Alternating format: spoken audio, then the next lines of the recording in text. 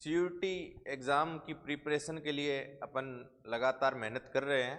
तो आज अपन फिर से अपने रथ को आगे बढ़ाएंगे, क्योंकि जो अपनी मंजिल है उसको अपने को टारगेट रखना है और उस मंजिल को अपने को पीछे नहीं छोड़ना है। अगर अपन आज मेहनत करेंगे तो अपना आने वाला भविष्य, अपना जो फ्यूचर है वो एकदम सेफ होगा। इस बात की गारंटी आपको मैं देता हूँ, और ये सब आप इतने समझदार हैं, आपको पता है। तो आज अपन जो पढ़ेंगे वो पढ़ेंगे चैप्टर 2। ओके, तो चैप्टर 2 है the world population distribution density and growth. कि जो विश्व की जनसंख्या है उसका वितरण, उसका घनत्व और उसकी वृद्धि क्या है, इस सब के बारे में ये चैप्टर 2 है। तो इसमें सबसे पहले एक टिप्पणी दी गई है। जॉर्ज बी ग्रेसी ने ऐसा लिखा है कि Asia has many places where where people are few and few place where people are very many. इसका मतलब ये हो गया कि एशिया में बहुत अधिक ऐसे स्थान हैं जहां पे जनसंख्या बहुत कम है, और बहुत कम ऐसे स्थान हैं जहां पे जनसंख्या बहुत ज्यादा अधिक है। ऐसा कहना है जॉर्ज बी। हाँ, इसके बाद में जो चीज है, is true about the pattern of population distribution of the world also. इसमें कहने का मतलब ये है कि एशिया में और साथ में ही विश्व में भी ऐसे स्थान बहुत अधिक हैं जहाँ पे जनसंख्या बहुत कम है, और ऐसे स्थान बहुत कम है जहाँ पे जनसंख्या बहुत अधिक है।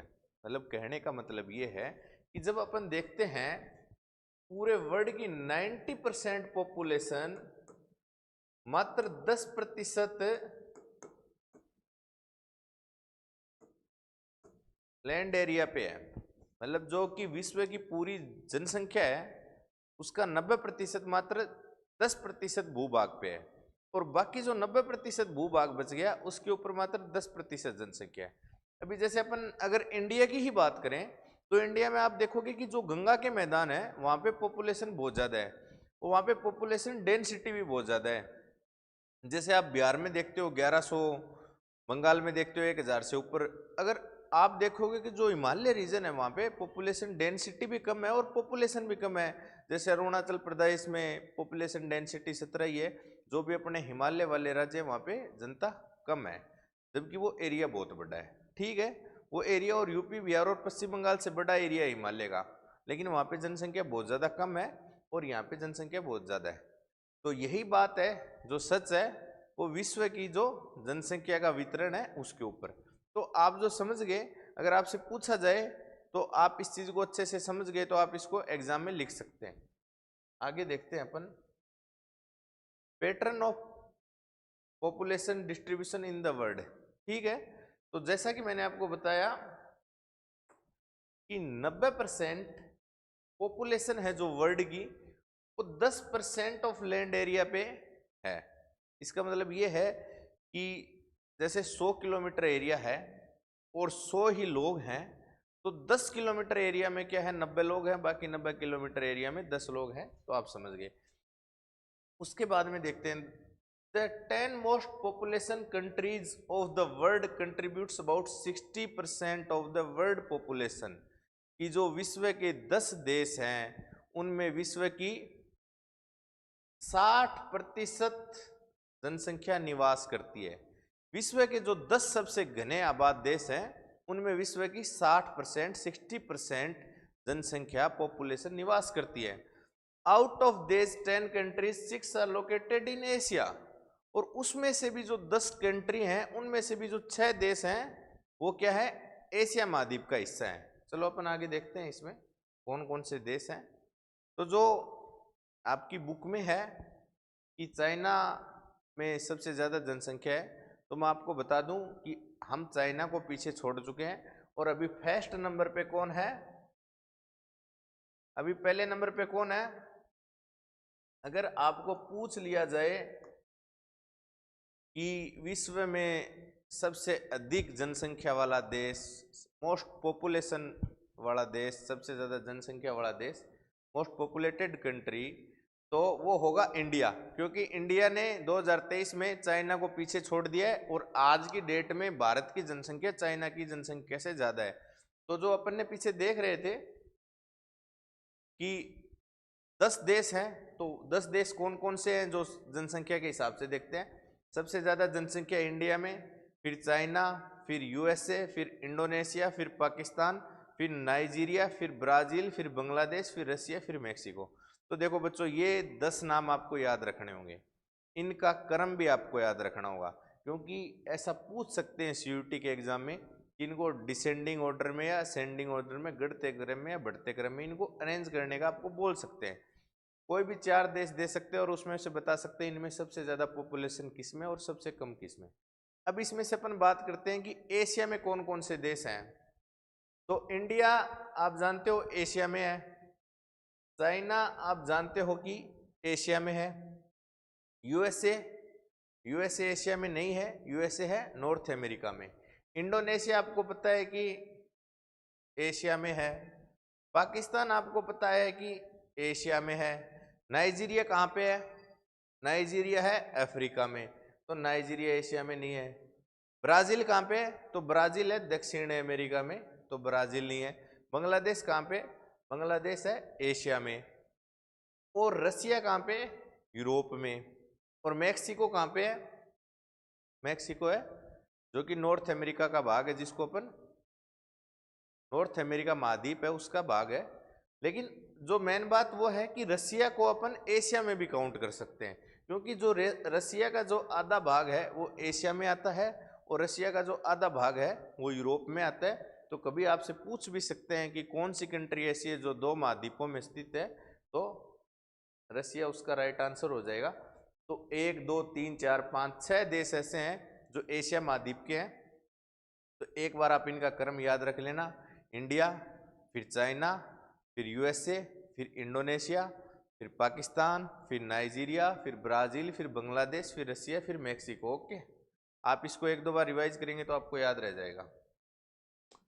डेंसिटी ऑफ पॉपुलेशन, ठीक है, जनसंख्या घनत्व किसको कहते हैं। ये चैप्टर लेंथी चैप्टर है लेकिन बहुत ज़्यादा इजी है। अब पॉपुलेशन डेंसिटी क्या है ये आप सबको पता होना चाहिए। पॉपुलेशन बटे एरिया, इसको अपन किस में मापते हैं, किमी स्क्वायर में, ठीक है। जैसे अपन लेते हैं राजस्थान की पॉपुलेशन डेंसिटी क्या है, तो 200 किलोमीटर स्क्वायर, ठीक है। इसी तरह इंडिया की कितनी है, 382 किलोमीटर स्क्वायर, ठीक है। तो डेंसिटी ऑफ पॉपुलेशन, जनसंख्या घनत्व क्या होता है, पॉपुलेशन बटे एरिया, जनसंख्या बटे जो क्षेत्र है वो। अब इसमें देखते हैं हाईएस्ट पॉपुलेशन डेंसिटी कौन से महाद्वीप में है, तो है बच्चों एशिया में। और जो सबसे कम है वो कहाँ पे है, ऑस्ट्रेलिया में, क्योंकि ऑस्ट्रेलिया में जो महाद्वीप है वहाँ पे जो जनता रहती है वो मैक्सिमम जो समुद्र के किनारे एरिया लगता है वहाँ पे है, और बहुत ज़्यादा मरुस्थली भाग और बहुत ज़्यादा जो पठारी क्षेत्र और पहाड़ी क्षेत्र है वो खाली है। तो सबसे ज़्यादा डेंसिटी कहाँ पे है, तो वो है एशिया में, और सबसे कम कहाँ पे है, वो है ऑस्ट्रेलिया में, ठीक है। अपन अब आगे देखते हैं कि जो पॉपुलेशन है उसके डिस्ट्रीब्यूशन को कौन कौन से फैक्टर प्रभावित करते हैं, ठीक है, कौन कौन से फैक्टर उसको प्रभावित करते हैं। तो अपन इनको अलग अलग तरीके से इसको कर सकते हैं। फर्स्ट अपन ले सकते हैं ज्योग्राफिकल फैक्टर, यानी कि भौगोलिक कारक। वो कौन से भौगोलिक कारक हैं जो जनता के वितरण को, जनसंख्या के वितरण को प्रभावित करते हैं। तो जो सबसे मेन आ जाता है वो है जल की उपलब्धता, वाटर, क्योंकि अगर वाटर नहीं होगा तो वहां पे लोग कैसे रहेंगे। जब अपन बात करते हैं एंशियंट सिविलाइजेशंस की, जो पुरानी जो सभ्यताओं का जन्म हुआ, तो वो देखते हैं आप वो नदी घाटियों के आसपास हुई। जैसे अपनी हड़प्पा ले लेते हैं, हड़प्पा कहाँ पे हुई, सिंधु नदी घाटी के किनारे। मेसोपोटामिया की सभ्यता हुई, वो कहाँ पे हुई, वो दजला और फरात नदी है जो इराक और ईरान में बहती है वहाँ पे। तो अपन देखते हैं कि जल मानव के लिए अवश्य है, और इसी के लिए अपने गवर्नमेंट प्रयास करती है जल संरक्षण के। और कुछ बच्चे ऐसे भी होते हैं जो वेस्टेज करते हैं, तो अपने लिए इम्पोर्टेंट है वाटर, तो उसका अपने को क्या करना चाहिए, सेविंग करनी चाहिए। सेकंड आता है लैंड फॉर्म, भू आकृति। जैसे अपने गंगा के मैदान बहुत ज़्यादा पॉपुलेशन डेंसिटी है, जबकि अपना हिमालय वहाँ पे पॉपुलेशन डेंसिटी बहुत कम है। तो लैंड फॉर्म का बहुत ज़्यादा फर्क पड़ता है। क्यों, क्योंकि पहला तो अपन देखते हैं कि लाइफ स्टाइल ईजी रहती है, दूसरा अपन देखते हैं ट्रांसपोर्टेशन इजी रहता है। जैसे गंगा का मैदान है, जैसे अपना उत्तर प्रदेश, बिहार, राजस्थान, यहाँ पे आपको अगर रेलवे का लाइनें बिछानी है या फिर रोड्स बनानी है तो इजी है, जबकि हिमालय में ऐसा नहीं है। जब कनेक्टिविटी नहीं रहेगी तो लोग वहाँ पे बसना कम पसंद करते हैं। ठीक है। तीसरा अपन देख सकते हैं क्लाइमेट, जलवायु की अति उपयोगिता है। जैसे आप देख सकते हैं कि ग्रीनलैंड एक द्वीप है जहाँ पे बहुत ज़्यादा बर्फ पड़ती है, तो वहाँ पे लगभग 50,000 लोग ही रहते हैं, इतना बड़ा देश है।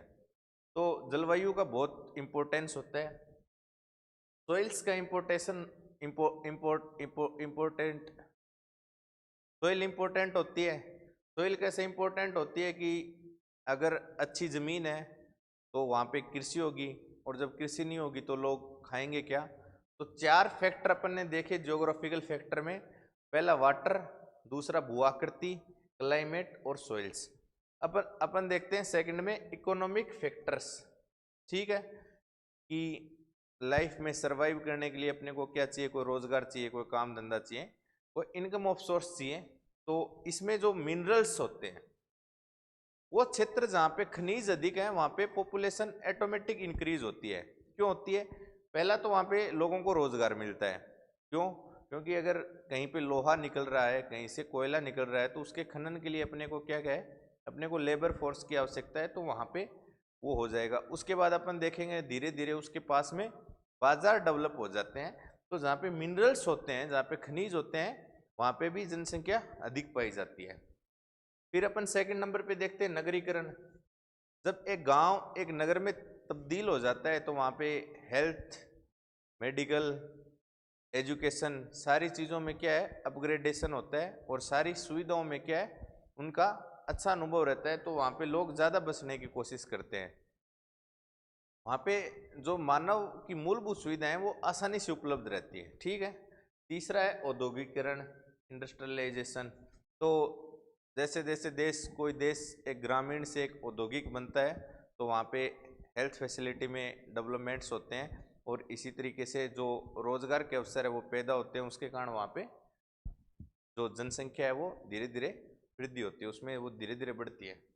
और जो थर्ड अपन देखते हैं वो है सोशल एंड कल्चरल फैक्टर्स, सामाजिक एवं सांस्कृतिक कारक। तो जैसे ज्योग्राफिकल फैक्टर्स इंपॉर्टेंट हैं जनसंख्या के वितरण के लिए, इकोनॉमिक फैक्टर इंपॉर्टेंट है, वैसे सोशल एंड कल्चरल फैक्टर्स भी इंपॉर्टेंट है। क्यों है?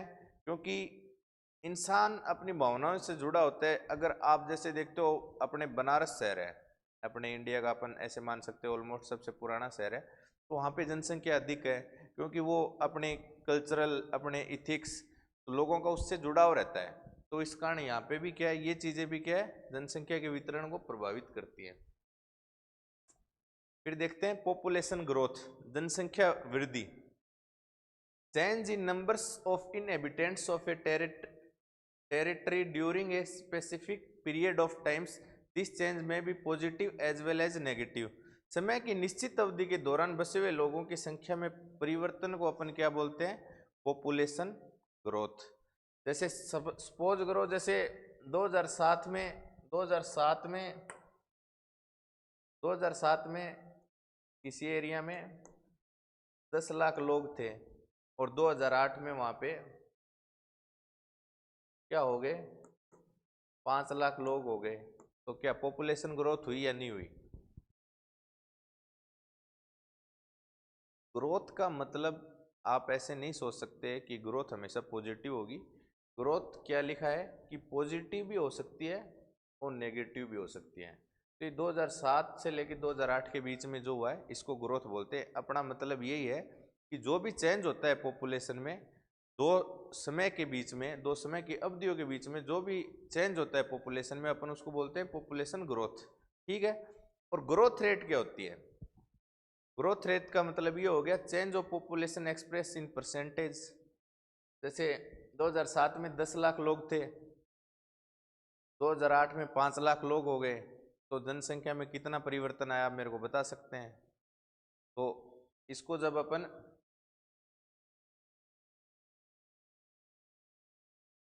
ठीक है, इसको अपन को 100 से मल्टीप्लाई करना पड़ेगा। ठीक है, 50%, क्योंकि 10 लाख का 5 लाख कितना होता है 50%। तो 50% क्या हो गया ग्रोथ रेट हो गई। लेकिन ये ग्रोथ रेट क्या है नेगेटिव है, क्योंकि जनसंख्या घट रही है। नेक्स्ट अपन देखते हैं natural growth of population. Natural growth से क्या मतलब है? नेचुरल ग्रोथ से मतलब है बर्थ माइनस डेथ। इसमें अपन माइग्रेशन को इंक्लूड नहीं करते, जो प्रवास है अपन उसको इसमें नहीं इंक्लूड करते। इसका सिंपल सा मतलब है नेचुरल ग्रोथ का मतलब ये है कि कितने लोग जन्म लिए और कितने लोग मरे, उसको अपन घटा देंगे। जन्म लिए हुए लोगों में से जो लोग मरे हैं, तो वो जो अपना चेंज आएगा पॉपुलेशन में वो होगा नेचुरल ग्रोथ। ठीक है। उसके बाद में देखते एक्चुअल ग्रोथ। इसमें अपने को क्या करना पड़ेगा, माइग्रेशन को भी जोड़ना पड़ेगा।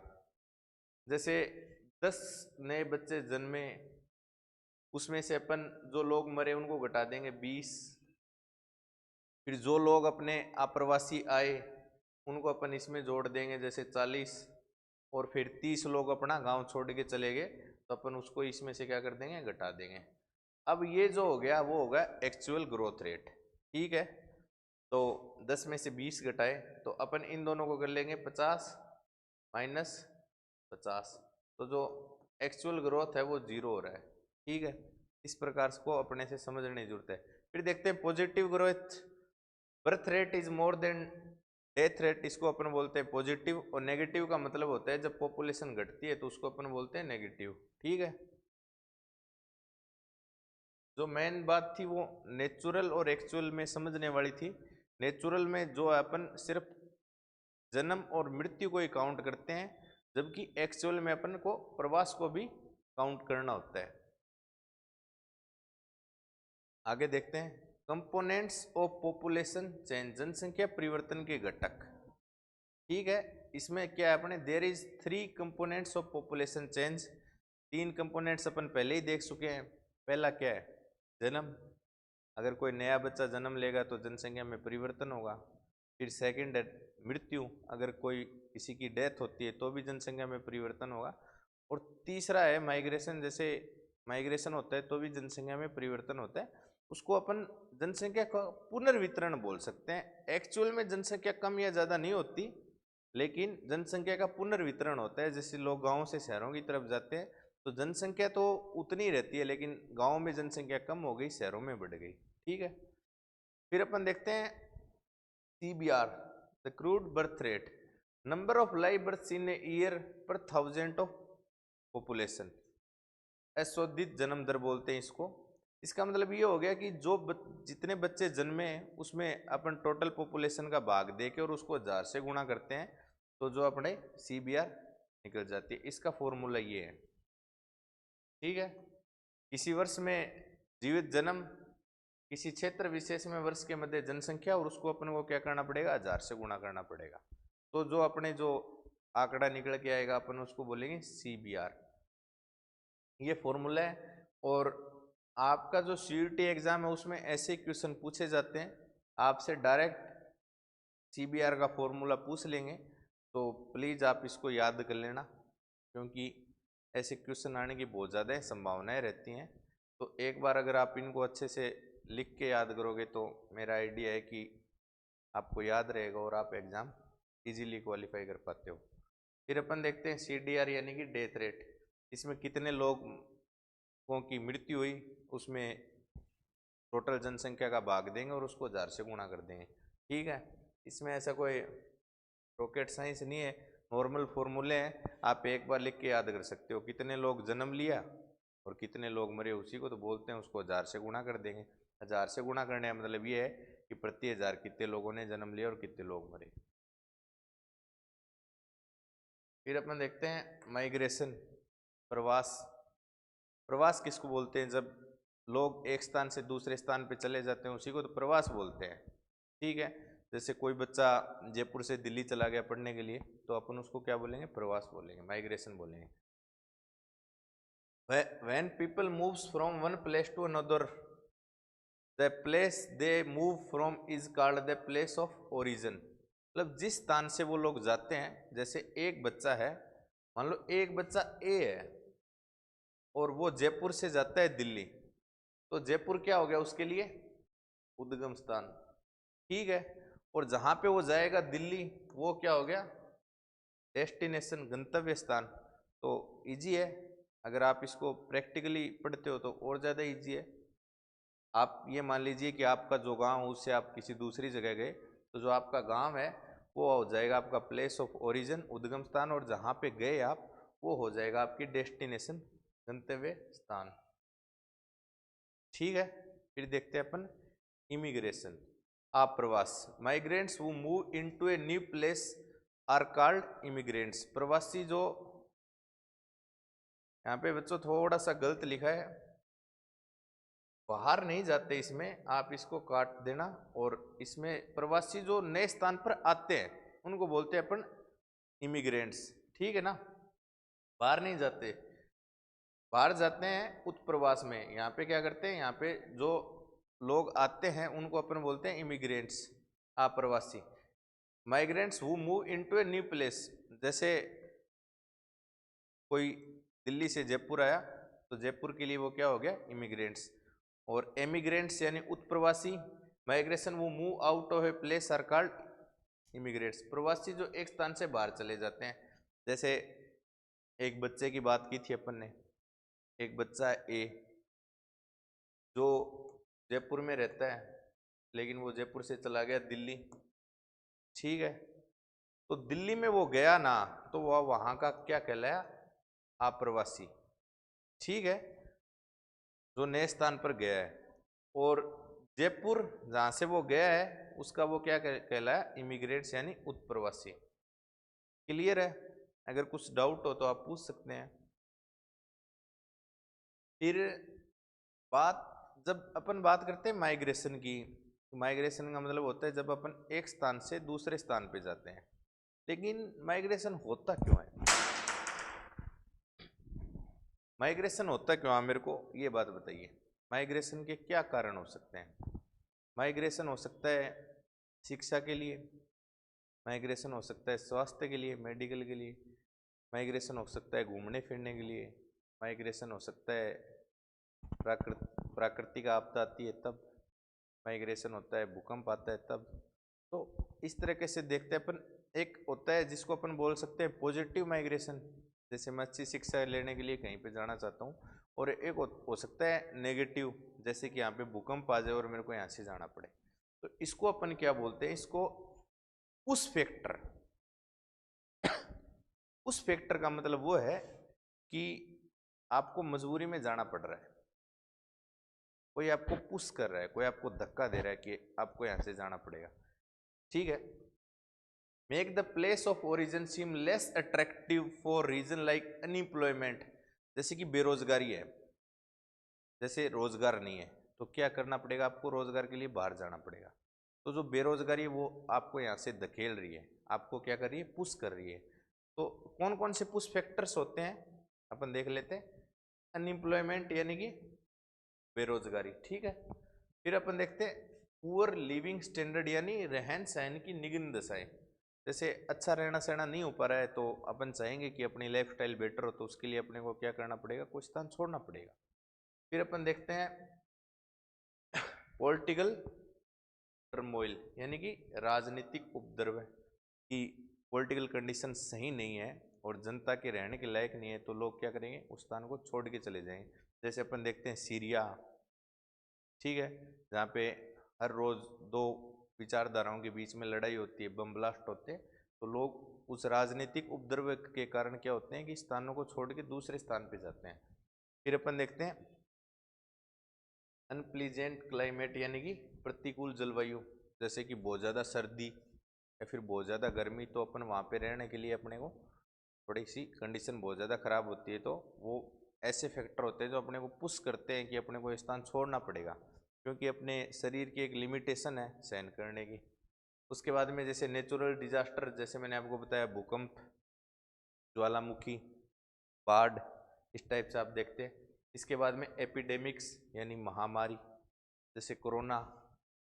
जैसे कोरोना है तो लोगों को अपने जहाँ पे वो रोजगार करते थे शहरों से, वहाँ से गांव की तरफ जाना पड़ा। ठीक है, फिर देखते हैं सोशल इकोनॉमिक बैकवर्डनेस, ठीक है, सामाजिक आर्थिक पिछड़ापन। जैसे अपन देखते हैं कि एक गरीब देश से लोग विकसित देशों की तरफ जाते हैं, क्यों? क्योंकि वहाँ पे सामाजिक आर्थिक पिछड़ापन होता है। तो आर्थिक विकास के लिए, अपने सामाजिक अनुभवों को बेहतर करने के लिए लोग, जैसे इंडिया से भी बहुत सारे लोग जाते हैं अमेरिका, जैसे बिहार से लोग जाते हैं दिल्ली की तरफ। तो इस तरीके से अपन को, इसको क्या है, इसको रॉन्ग वे में नहीं लेना है, लेकिन अपन अगर आज जो सच्चाई उसको स्वीकार नहीं करेंगे तो अपन आगे नहीं बढ़ पाएंगे। यहाँ पे कोई डिस्क्रिमिनेशन नहीं हो रहा है। तो बातें मैं आपको समझाना चाह रहा हूँ वो ये है कि जब आर्थिक संसाधन अपने पास नहीं होते हैं तो अपने को वो स्थान को छोड़ के दूसरी जगह पे जाना पड़ता है, क्योंकि भौतिक हित सर्वोपरि होते हैं। उसके बाद में देखते हैं पुल फैक्टर। जैसे पुश फैक्टर होते हैं वो अपने को धक्का देते हैं, और पुल फैक्टर होते हैं जो अपने को अपनी ओर आकर्षित करते हैं, ठीक है। जैसे factor make the place of destination seem more attractive, जैसे जो स्थान अपने को ज़्यादा आकर्षित करते हैं अपनी तरफ, ठीक है। इसमें अपन देख सकते हैं जॉब अपॉर्चुनिटीज, समझ गए? ये अगर आपको गांव में जॉब नहीं मिल रही है, आपको शहरों में जॉब मिल रही है, तो आप जाओगे या नहीं जाओगे? जाओगे ना। तो अगर अच्छी जॉब मिल रही है तो वो क्या है, पुल फैक्टर है, ठीक है, पुश फैक्टर नहीं है। पुश फैक्टर क्या होता है? बेरोजगारी। पुल फैक्टर क्या है? जॉब। उसके बाद में देखते हैं अगर लिविंग कंडीशंस बेहतर हैं, अगर रहने के लिए अच्छी सुविधा है, जैसे आप सपोज कीजिए आप ऐसी जगह रह रहे हैं जहाँ पे पानी की सुविधाएं नहीं है, जहाँ पे बिजली की सुविधाएं नहीं है, तो क्या आप ऐसे स्थान पे रह पाओगे? नहीं रह पाओगे ना। तो आप कहाँ जाओगे? जहाँ पे वो सुविधाएं अच्छी बेटर है। तो इस तरीके से फिर क्या, शांति। जैसे अपन देखते हैं कि जो मिडिल ईस्ट की कंट्रीज हैं, अफ्रीका में कुछ कंट्रीज है जैसे सोमालिया हो गया, तो वहाँ पे क्या शांति नहीं है, वहाँ पे डेली बमबारी होती है, उपद्रव होते हैं। इसके कारण लोग वहाँ से भाग के दूसरे देशों की तरफ जाते हैं, यूरोप की तरफ जाते हैं। किसके लिए जाते हैं? पीस यानी कि शांति के लिए तो जाते हैं, स्टेबिलिटी, ठीक है, स्थायित्व है। ये चीज़ें आवश्यक होती हैं लाइफ में, और जब ये चीज़ें नहीं होती हैं तो अपन कहाँ पे जाते हैं? जहाँ पे ये चीज़ें अपने को मिल सकती हैं। सिक्योरिटी ऑफ लाइफ, सबसे इम्पोर्टेंट तो लाइफ ही है। तो जहाँ पे आपको सिक्योरिटी ऑफ लाइफ मिलेगी आप वहाँ पे जाओगे। एंड प्रॉपर्टी एंड क्लाइमेट का जो मैंने बताया था कि जो प्रतिकूल जलवायु होती है वहाँ पे आप नहीं रह सकते, जहाँ पे अनुकूल जलवायु होती है, जहाँ पे अच्छा मौसम होता है, आप जा सकते हैं।